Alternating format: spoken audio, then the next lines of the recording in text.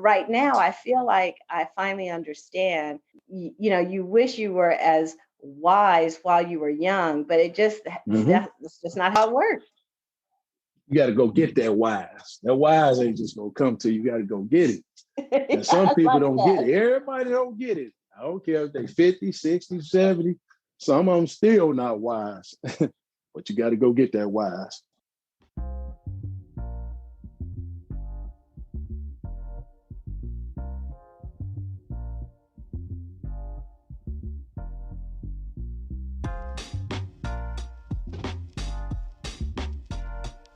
Welcome to 365 Brothers, the podcast. I'm your host, Robin Shine. I am delighted to bring to you brothers from across the United States and from various professions talking about their life experiences, their wisdom, and a conversation that also touches on racial profiling in the United States, how pervasive it is, what the impact is. And remember, you can follow us on Instagram at 365 Brothers. Also, follow us on Facebook at 365 Brothers, the podcast. If this is your first time listening to a 365 Brothers episode, make sure you subscribe because you do not want to miss one brother's wisdom, one brother's experience, and their perspective on life in the United States. Today, we're speaking with a gentleman who was raised in the Gary, Indiana, and Chicago areas. He's currently residing in Southern California and is a parole agent in the LA County. We are speaking with Alonzo Duncan. Welcome, Alonzo. Thank you for having me. Before we go into the questions, is there anything that you'd like to share about yourself to help the listeners get to know you better? Like the host mentioned, I was born in Gary, Indiana, raised in the Chicago, Gary, Indiana area. They're pretty much 15 miles apart. I have a lot of family in Chicago, a lot of family in Gary, but Gary is my hometown. But my upbringing was both in Chicago and Gary. I'm married, 2 kids.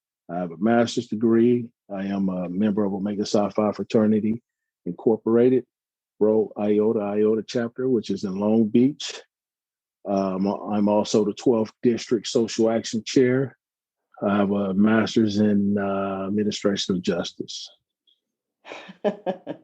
Well, I'm giggling because, not only did you mention your fraternity, you mentioned your chapter, and, we're on Zoom right now. This brother's virtual background, Omega Psi Phi. And you just got that all over you. Yeah, I had to get it the hard way. So, and what I mean by that, I had to get initiated through a graduate chapter because, it took me so long to get my bachelor's degree, because pretty much when I was in college, I had to step away from college. Then I went into the workforce. Then you start having family and all that good stuff, kids, wife. So that's what happened. But it's funny because we're talking to a group of kids today via Zoom, 11th graders at Lusinger High School. And we were just talking and then you just share some of the stories. And I'm like, wow, some of my fraternity brothers, they just had it perfect. They went to college, they pledged, it was just perfect, but determination and perseverance, you're going to have trials and tribulations. So that's what happened with me. I'm here. And I enjoy it. Got into the fraternity, learned the fraternity, and what they call me a worker bee. So it's an honor. Got it. Is it harder because it took you a while to get the bachelor's, or is it just a different kind of pledge as a graduate? It's totally different type pledge because when you're on an undergraduate campus, you really don't have to worry about anything but going to school. You may have a part-time job, but I had to do this.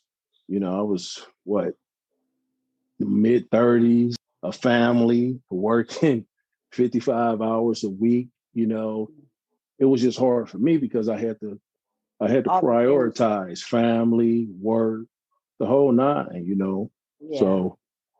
Right, I get you. I get you.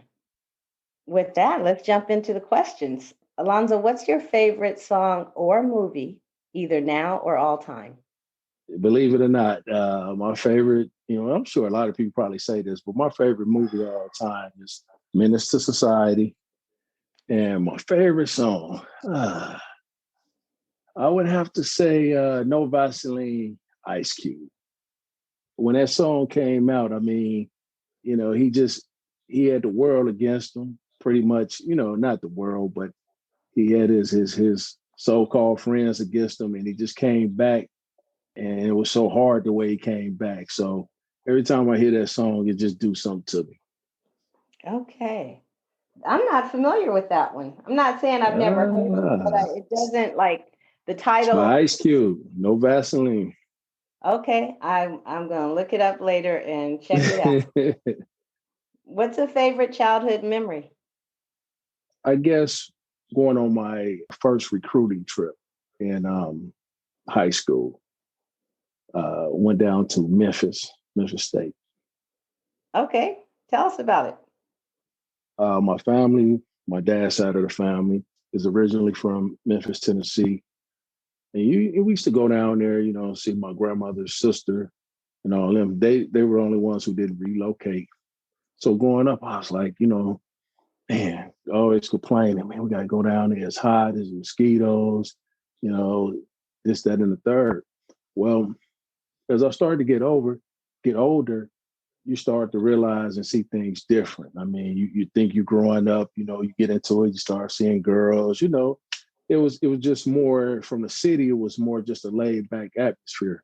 So coming out of high school, I only had 3 college offers: Memphis State, Arkansas State, and Ball State. So those were the 3 schools that was pretty much looking at me heavy. But I was also what you call a Prop 48 casualty. And a Prop 48 casualty was in 89-90. You ever heard of Penny Hardaway? Yeah. Okay, so it's funny. We went on the same recruiting trip, but he went for basketball and I went for football. And what it was, they would call it was Greek week. They bring all the recruits in town, whether you're track, football, basketball, girls basketball, you name it. And I mean, it was just 2 days of just showing us the campus life, because back in Gary, in the Chicago area, you either went to IU Bloomington, Indiana State, Illinois State. You were only like 2 hours away from home at that, at the max. So going down there, just seeing how the college life was, the Greek life, the independence, I was like, wow, this is something else. But this is also the same city I used to come to as a little kid to see my family. And I was like, no, no, no. I do get what it was. Like, I really get a sense of it. But when you think about that weekend, was there any one thing in particular that really just was like, dang, this is cool? Yes. Everybody was friendly, and just the Greeks. I mean, they had a step show. It was just like, man, at the time, I think I was 16, 17. And just to be on the campus and just see the same people in my age group, probably at the most 18, 19, even 20, they were just the freedom, to do what you want to do. And I was like, man, I've been down because I have a sister. She's 4 years older than me. I remember when we dropped her off at college, she went to Indiana State, and then I would go down there for their little Greek weekend. And it was, her school wasn't in a predominantly Black city. So it was a little different. You had a lot of Black kids on campus, but you didn't have like the city of Memphis. So it was just different. Mm-hmm. I enjoyed it. And then I must admit, I like looking at them women. That's what stood out. So we cut through the chase. That's what really stood out. I was just like, wow. That's cool. All right, well, let's talk about accomplishments. I asked this question in 2 parts. So first, what's an accomplishment that means the most to you personally? And then what's an accomplishment that tends to get the most, oh, or what, or wow? So let's start with the first. Which accomplishment means the most to you personally? With no doubt, getting my bachelor's degree. Yeah.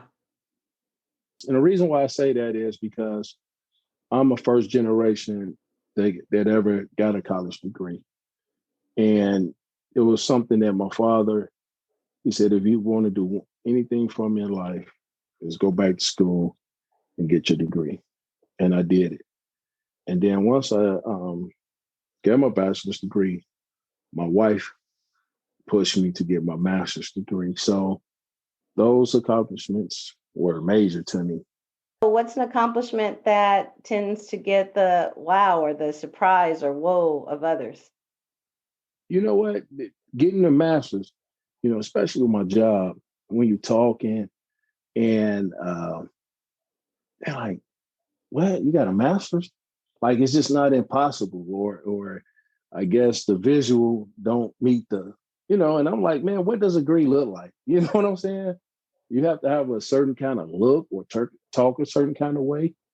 But yeah, that's the one that's like, oh, It almost sounds like it has a lot to do with the environment, because there are some environments where, in so many places, it's still kind of like, oh my gosh, you have a bachelor's for brothers all throughout. yeah.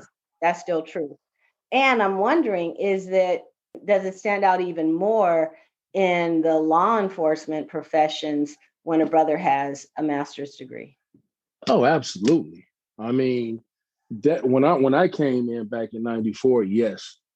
But now, I mean, brothers, they're going back, doing a course of their career, they getting them, or they coming in with them. But oh yeah, it was all y'all did was go to school, play sports, stuff like that. No, some of us got education. I mean, but again, I tell you, I'll be honest. And I was telling this story today, like I said, when we talked to the young men at Lucinger, it took me 25 years because, I would do it in sections and then I'll work and, with my job, I'm like, well, I really don't need it. And you really didn't need it. But it was something that my dad always pushed on me, what I'm saying? Get that degree because knowledge and education, they can't take it away from you. And then, you have kids. My wife's a teacher, so she, man, she presses education. I mean, not saying that I don't, but she's an educator. So Yeah, trust me, I already know. yeah, it made me go back to school. Ain't that something? That's actually pretty funny, actually. Yeah, made me go Yeah. back to school. I have a cousin. He lived with me just during the week for much of his high school years. And, of course, I was on him and do this, do that. But I started to see that he's really more, it's not that he can't do college, he can. And at some point, his story may be similar to yours, that he, goes back and does it at some other point when it becomes more relevant for him. But I saw immediately that he was someone who really wanted to be kind of more kinesthetic, doing things with his hands, like getting it done. You know what I mean? And so it helped me truly, I think, appreciate the broad range of opportunities out there. Because I a lot more now. I don't always say, you got to get you got to get your bachelor's degree. Now I'm more like, what is it that you really like doing? Especially with college costing so much and the payoff not being as great if it's not aligned to what you're actually doing. Hmm. So there have been some changes in that, but I do get what you're saying about having your parents push it. It was very much an expectation for many of us to go as far as we could. It's funny. I've heard that last sentence you just said, expectation, because again, like when we first started talking today, some of my fraternity brothers, they were like, hey, man, you had to go to school. There wasn't no if, and, buts about it. Well, where I'm from, you doing all you can just to get out of there. You know what I'm saying? Hey, School is cool, but the biggest thing I can remember growing up, everybody wanted to go to the Marine Corps, Mm-hmm. but you had those who went to college. But the thing about it, when they went to college, they were back home in a year. Either they got pregnant or got somebody pregnant, or they partied too hard, or they went in pledged and flunked out. So they would come back and get a job in a steel mill or some of the factories. But education, my parents pushed it. But if it wasn't for that football, they knew it would get me out of there. But Mm-hmm. they wanted me to get out of there. You know what I mean? Out of there, out of there. No 4, 5, 6, 7, 8 hour drive away. That was too close for contact. They wanted me out of there. Wow. So Why? the violence. I mean, and I'll share something with you. Both my parents worked law enforcement, but it's just a different background in growing up there. Both sides of my families, they were involved in things. It's just not your normal. Not saying that you can't grow up normal, but during those times, I mean, a lot of temptation, Yeah. a lot of Yeah. temptation. Yeah. I do know, actually. I was fortunate. I think some of it had to do with during the 70s, there was a period of time where my family was part of the Nation of Islam. And Mm, so that kind of it had an impact. I mean, there are some things that I certainly, now I'm like, yeah, I can't buy into all that. But, what I can say that it did was raise the standard, because as you were talking and you were saying, it was there, where does this expectation come? Like it wasn't always there for, got to go to college, got to go to college. And when I think about it, I think if it weren't for that experience, I don't know that my family would have had that same expectation. Because I too was actually the first in my family, the first of my grandmother's kids mm. to go to college, and let alone to go straight to a 4 year and graduate. So, yeah, I know both sides. That's excellent. There was one last thing I was going to ask you though. Is it common for other people in your profession where you work to have a master's? You know Yeah. what? You probably laugh at this. When I first started in, like I said, in '94, all you had to have was a GED. That was the entry level, Mm-hmm. and then become a parole officer agent. I'm sorry. Mm-hmm. To become a parole agent, you only had to have 60 units. Those days are long gone. Everything starts with associate degree. The associate degree now is like a high school diploma. So Mm-hmm. they've changed with time.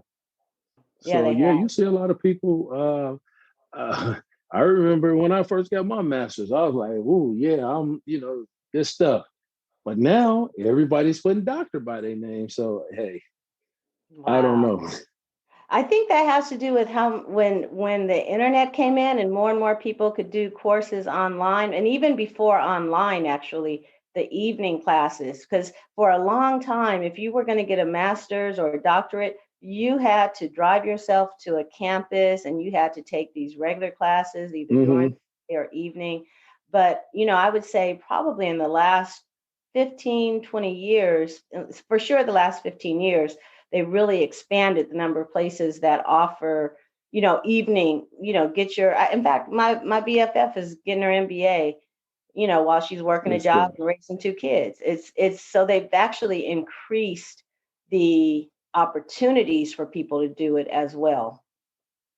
Okay. So let's talk about words. What's your favorite quote, saying, metaphor, or book, and why? My favorite book, The Spook Who Sat by the Door. It was also a movie.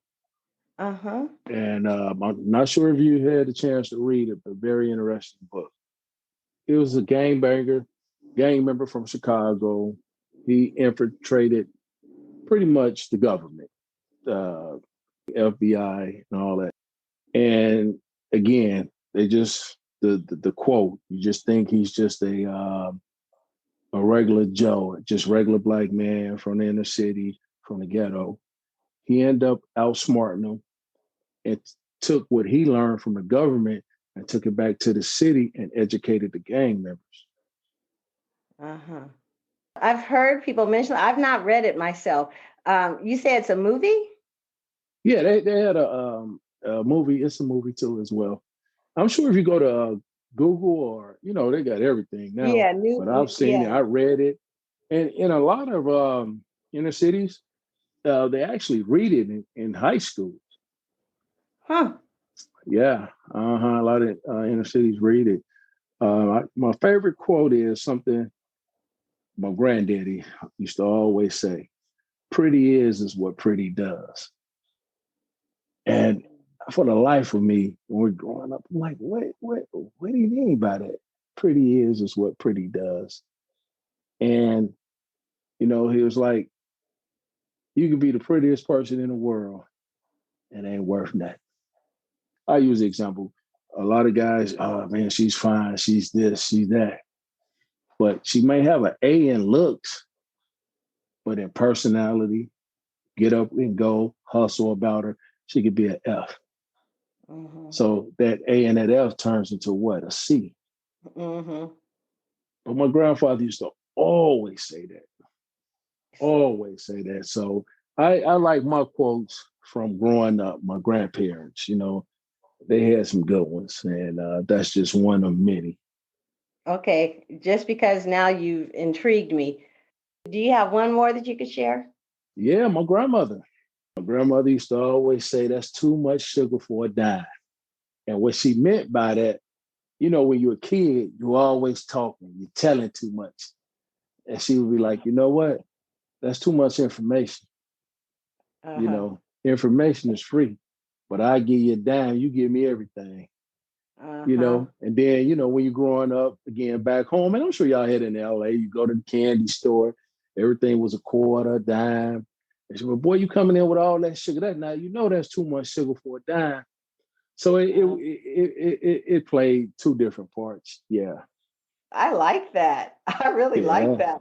Yeah. I mean, actually, your aunts, your grandparents, if they're still living, I mean, those two things, it was, they will wear me out with those two sayings. Yeah. Oh, yeah. I like that. Excellent. Thank you so much. Is there a person, conversation, moment, or event that stands out as either changing the trajectory of your life or had a significant impact on your life? My dad is my best friend. Has always been my best friend. He's my mentor. He's one of my mentors. Growing up, my mom always showed the love, but my dad always showed kind of like tough love.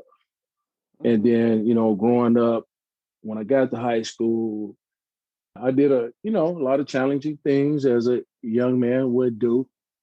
And he would get me out of trouble, a couple of times. And then he said, you know what? The next time you get in trouble and get put in a situation you in, I'm gonna leave you and let you be. And he was dead serious. And it was just to the day I left to come to California. Now, mind you, college didn't start to back then was like August 12th. I remember my birthday is June 22nd. They told them coaches, yeah, y'all can have them. We just got one request. And they said, what's the one request? He graduates on June 12th. No, June 10th. We need him out of here by June 12th. And at the time, I'm like, well, man, the summer. He said, because if you don't get him out, he may not make it through the summer. They used to hate when I come home from college because they was like, we get our best sleep when you gone. Getting on that plane, I just saw relief. Now, coming to California at 17, you would think they like, man, worried. They was happy. They like, you'll be all right. You'll be good. You'll be fine. So, I mean, I'm laughing, but a part of me is also really struck by just how dangerous they felt your home environment was. Not home, I should say, but that being out in the community was the fear that, you would fall into gang activity pretty much? Yeah, no. What were The they so gang afraid of? situation, the gang situation was a gang situation, but you gotta remember I was an athlete. It was Mhm. just, we have neighborhoods there, you have groups of guys that didn't like this guys, and guilty by association. I could tell you a story, and it's my cousin. We graduated in June. The weather starts to change around May. It's warm. Everybody's hanging out on the lakefront, music playing, just hanging out, being teenagers. Everybody's home from college. And like the first week of June, you prepping for graduation. So you're not going to school. You know what I mean? You're going to Yeah. get graduation march and all that, learning that you took your finals. You know how it is. Yeah. You prepping for graduation. So Hmm. one particular night, we on the lakefront, we just hanging out, and my cousin, he was a basketball star there, and we sitting there on the lakefront. So people had their music playing, and we heard something like fireworks, but what it was a guy standing at the top of the hill shooting downhill, and he Wow. shot my cousin. Yeah, and my cousin was literally like, it was like maybe about eight of us in the sitting, listening to the music in back of the car, and he got hit. So that just, and it was so sad because he wasn't able to go to college and play basketball. He missed graduation, and my pops was just like, you know what? Nah, you gotta go. You know what I mean? He's Yes, just I like, get you it. gotta go, man. Yeah, that explains it. I completely understand. I mean, I understand why he's your best friend. I mean, yes, he was doing what a parent does, but that's a lot of love to be able to just make that choice so clearly, you know? Right, right. And don't get me wrong, I wasn't no bad kid. I wasn't running with no gangs. It's just Midwest life. I Hmm. mean, I was good. I can go pretty much anywhere. You know what I mean? But it's a structure back there. Is it different than here? Because I do Oh know. yeah. You know, hell, it was nothing to see you get to high school, females having two kids, guys dropping out of school to raise their families. I mean, their parents, help out, getting jobs, hustling, whatever it took to make sure ends meet at the house. It was, Mhm. it's just different out here. California just provides so much of an opportunity, and trust me, I love California. I'm just so fortunate and blessed to be able to raise my kids the way they raised. They are not exposed to what I was exposed to. But again, I don't want to come off and say or want you to think, no, I wasn't like active in just a truant. I just got caught up in a life. I was living in. It's two different coasts. We in the Midwest, things are a lot faster. If you're 12, you're 12 going on 20. Yeah. Just fast times, and it's the hustle, the bustle. But we still had good quality life. We had sports. We had this. We had that. So we good kids. But things were just a little different. We just exposed to a lot of more things back there than I think out here. Now, Yeah, yeah, I get it. California is dangerous. Don't get me wrong, I mean, it's but not funny, but yeah, I yeah, know what you mean. I've lost students who, yeah, yeah. exactly. And when I hey, I guess bringing that background that I brought out here, I was able to sit to the back of the wall and just be cool because I'm Yeah. like, okay, I've seen this before, I've seen that, and it's just the opportunity. It's been good to me, man. It really has. I'm up in the next year to retire. Who would ever thought? It's like, man, I'm about to retire. that's just a big goal of mine. I'm really looking forward to it. I just hope I'm sure I'll make it, but I'm getting excited, because I remember when this journey started Yeah. 28 years ago. I can see the end zone now. Yeah. It's pretty good, but my upbringing, I wouldn't trade it in for nothing in the world, because it's made me who I am to today. Yeah. And No, I'm glad I was able to get out. yeah, I have a better sense of what you mean now. It's like out here, teenagedom is extended into your early 20s. Yeah. Like I say, on listening to the guys today, the brothers, hey, they parents that play. You're getting them. You going to school. If you don't do nothing else, you're going to school. Well, back there, it's like, hey, you can get a job, go work in the mill, or go to the military. Yeah. And School, I and wonder, college isn't enough for everybody. no, It's and not. as you're talking, I also realized one of the differences that might also, not explain it or be the answer to, but one of the things I do know is, I'm sure when you were coming up for sure, and for at least another decade after, you could still have a good living in the Midwest, more so than out here. We didn't have jobs that were you could just go in right out of high school and after a couple of years have money saved up to buy a house. Right. I mean, to this day, I still go back home and I can see some of my classmates, they living good. Some of them live better back there than I do out here. I mean, they making the money that we make out here, but the cost of living is cheaper. So, All right, well, let's go to our next question. What's the moment or event that either highlights or kind of signifies your experience as a Black man in the United States? when I started working in my job, California was in the height of its gang banging issues. A lot of Black men were targeted, or just it was gang banging was heavy. Oh, Okay, yeah.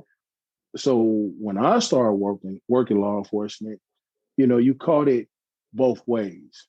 Your peers may look at you one way, but you also had the inmates who probably look at you another way. And it goes back to my background, my upbringing. The good thing about this job, I've never had to change one moment. And that's why I love my job to death, because I can wake up and I could be Alonzo Duncan. All I gotta do is put on my clothes and go to work. Hmm. But that same Alonzo Duncan, when he get off work, it's the same thing. How we Hmm. talking like this, I talk Hmm. the same way at work.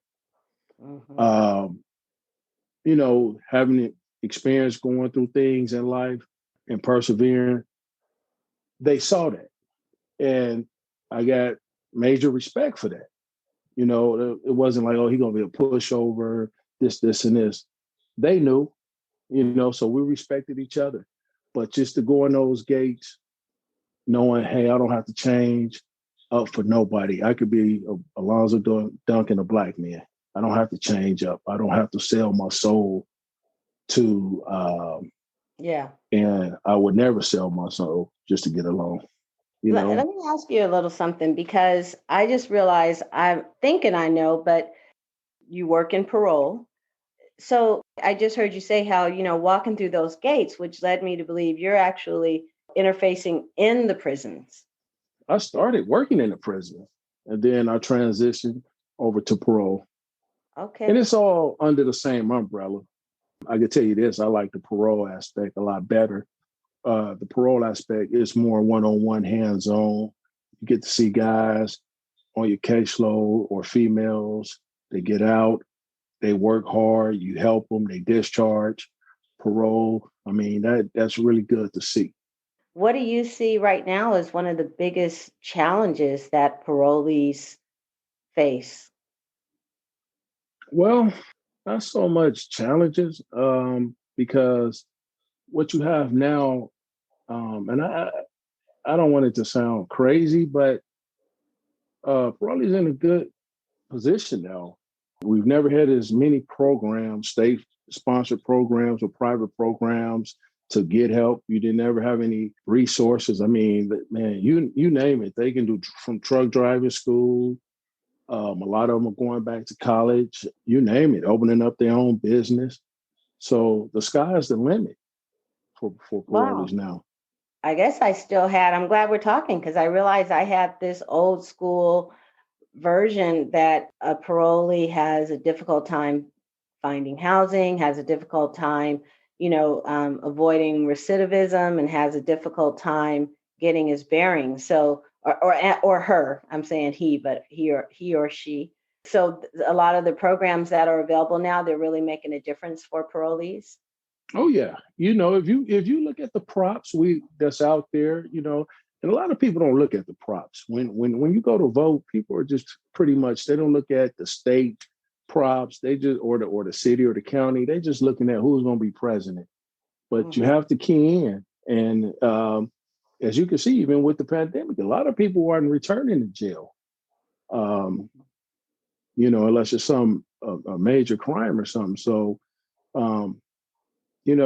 It's exciting to see, That's from where we began to now, because, programs back in the day, you don't have any programs. Now everybody has a program, so it's there. It's there for them. Have you personally had any interactions with law enforcement? And if so, what or when?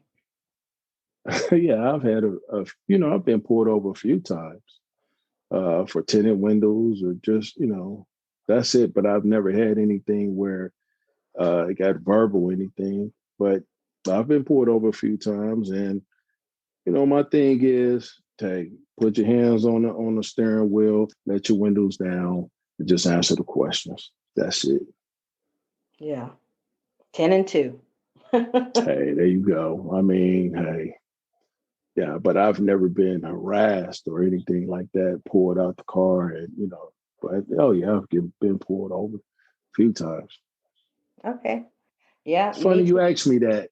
Yesterday, I was at work, and I'm like, okay, I'm listening to the GPS, and it's telling me, oh, you got 500 feet to turn left on the street, but it was actually 200 feet and right behind me. So you know how you do, you hit the brake like you want to turn. I look behind Yeah. me, the police on me. So I'm like, okay, I didn't make the turn. So I go all the way up to make a left. Then he make a left. So I said, okay, he about to pull me over. So I make a right. And he didn't pull me over. He kept on going. So. All right. Good. Good. I would like to think that I would like to think that just all the attention that was brought on it will alter some amount of the unnecessary stopping that would happen. Nah, I mean, if I tell you firsthand, yeah, I work in law enforcement, but you pull me over and there's some funny business going on. Oh, hey, law enforcement ain't got nothing to do with it. I know I'm gonna be respectful and professional, but if it gets off the record, I'm fouling. I'm all that. Right. Right. We ain't going away with, oh, just okay. I understand, because no, I don't understand. So let's make that clear. I don't understand. The minute I get pulled over and there's any disrespect, well, it's going to be handled. I'm going to the watch commanders, whatever. I'm putting my complaint in. And then I think what a lot of people of color, us, we're afraid to put that complaint in, but you let it be us.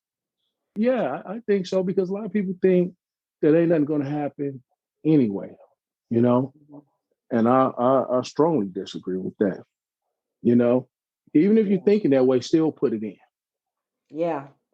And I've had others on this show who have talked about, who've filed cases and won compensation for the mistreatment, for the violation of rights. So it just happened. Yeah, but in our particular agency, haven't had it. Maybe I need to knock on wood.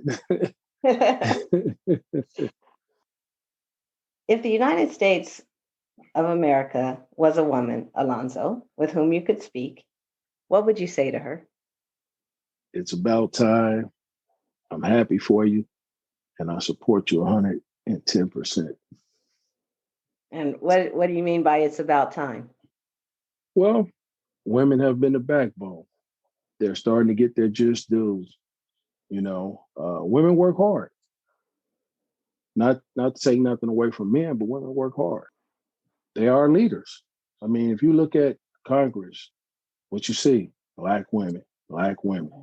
Mm-hmm. When they rally, you see black women, black women. When you look at different key positions, what do you see? Black women. My mom is a woman. My wife is a woman. They work hard. So I'm just happy. I have 2 daughters. I'm happy to see that they're in position. Okay. And you're like, as a nation, it's about time. Women they've waited, and especially women in color. To the nation, if I was talking to Kamala, Miss Harris, Vice President, I'll say the same thing. Congratulations, Yeah. Awesome. I got you. What is love to you? What is love? Oh, love is affection, being there, time and patience. And then what is something that you've learned through your profession, training, experiences, or adventures that you believe in particular more Black men should know and don't, but knowing that whatever you say benefits all of us? You don't always have to be the judge and the jury of a situation. Sometimes silence is best. That's good. That's really good. Yeah. I mean, what you said was clear, but I'm also like, is there something like, do you see that in your work? Why I does see that? it. Why does it stand out? Because Yeah. you learn it over time.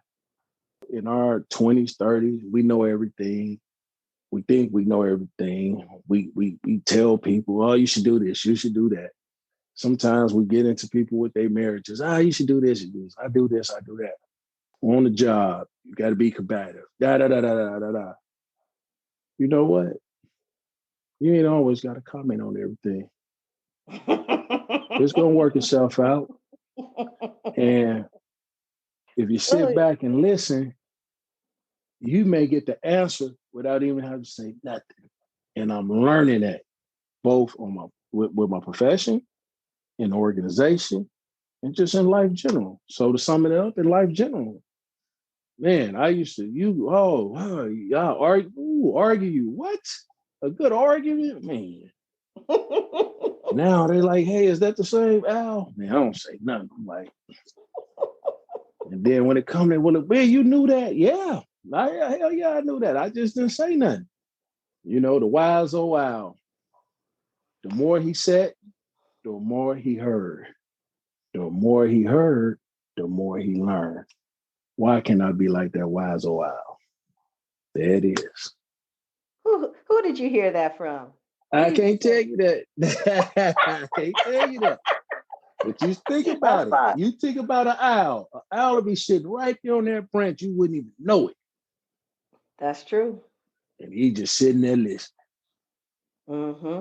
Let me tell you something. You are speaking to me right now. Ooh, I'm going to tell on myself. Yeah. Oh, I'm at work. I mean, I feel like, you'd have to ask my friends. I shouldn't speak for them, but I feel like with my friends and family, I'm kind of chill. It's like, okay, well, what you want to do? Okay.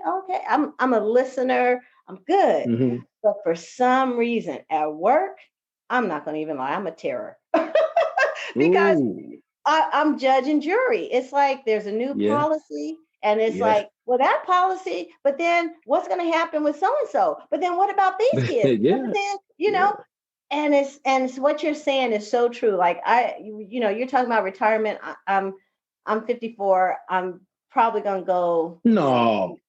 Oh yeah, dude. Let me look at this picture again. Oh yeah. No, you ain't no 54. We'll talk off record about that. Okay.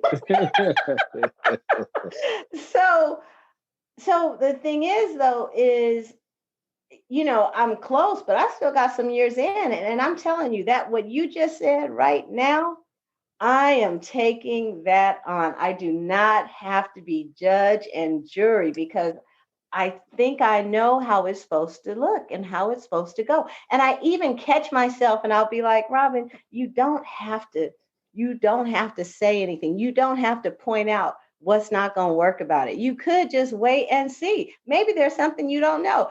But just as I'm thinking that, my mouth opens. Yeah. Hey, trust me, Robin, it didn't just come this last year. I gotta tell you, I was a little feisty. I had to comment on everything. Like, Mm-hmm. oh, well, this and this and this and this. I would sometimes be borderline insubordinate, but it was just like, you know what, man, this stuff is patterned. They already got it how it's gonna be. Let me shut up. I'm the only one still sitting here mad. Everybody else went Right? on about their business. I said, you know what? Oh, I'm gonna shut up. And you find it even, man, I don't comment. And me and a group of friends were out. We enjoyed Sunday at a brunch, and a particular conversation came up. Hey, they said they piece. I said mine, and they used to know Al. They like, well, what happened? Hey, man, I ain't gonna sit here and argue all day about this topic. We addressed it. That's it. Okay, y'all keep on. I'm enjoying this warm weather, eating outside. I love it. I'm taking that on because we've got, with COVID and that we're going back. In fact, while we were talking, I saw a text come in from someone at work about something new we got to do. And I'm just appreciating God's perfection that's the advice you gave. And the timing is perfect because I'm literally going to get off this phone and have to go look and see what we're voting on. And I'm going to be so much more peaceful. Thank you, Al. I don't know if you go by Al at all, but thank you. Yeah, that's what I go by, Al. Yeah, thank you, Al. That's on point. You'll be fine. So we're at the end of our interview now, and what I always ask is, what did you get for yourself personally out of participating in this conversation? Man, you know, with the fraternity, I took a position, and I think we did a Black History celebration last week.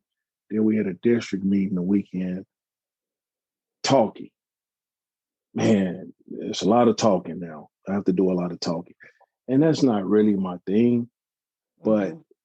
I got on this interview today, and I was just like so relaxed.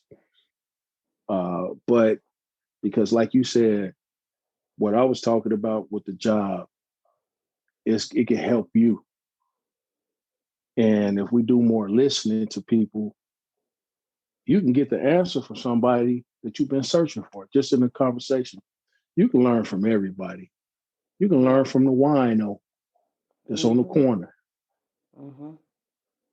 So that's what I got of it. I really enjoyed it. I thought it was going to be like some real hard questions. I thought you was going to pretty much stick me with the law enforcement, black man piece. It was good. I mean, you made it pretty easy for me. Man, I really enjoyed it. And I just thank you for having me. Well, I enjoyed it as well. As you could tell from, what I'm taking on, I mean, I learned so much. You've opened me to seeing the experiences I take for granted. And I already know the title for your episode. It's Wise Old Al. Wise oh wow. And hey, that took time. That took time. It took time and perseverance. I wasn't always wise, but I think that's why we go through life. If we knew the same thing at what we know now at 20, 21, it wouldn't be effective. Let me tell You you have to something. go In, through it. in my 50s, I fully understand now. Well, maybe when I'm 70, I might look back and say, no, you didn't, girl. Yeah. But right now, I feel like I finally understand. You wish you were as wise while you were young, but Hmm. it's just not how it works. you got to go get that wise. That wise ain't just gonna come to you. You got to go get it. And some people don't get it. Everybody don't get it. I don't care if they 50, 60, 70. Some of them still not wise. But you got to go get that wise. Remember, you can follow us on Instagram at 365 Brothers. Also, follow us on Facebook at 365 Brothers, the podcast. Lastly, I just want to let you know, producing a podcast, it takes something, and I'm really grateful to have partnered with Alitu.com. They make publishing easy. There's a link in the show notes for anyone who either has a podcast or is thinking about a podcast. You don't need to learn all that sound balancing and compression. Save all that. Use your time for what matters, interviewing and sharing the stories that your podcast brings. Thank you for listening to 365 Brothers. Certainly hope you enjoyed the episode. I encourage you to subscribe. Please leave a review. I want to know what you think. Also, if you know someone who would be a fantastic guest for 365 Brothers, please direct them to our website, 365brothers.com. You'll also find all the episodes there, 365brothers.com. And your support is welcome. And remember, to listen is to love.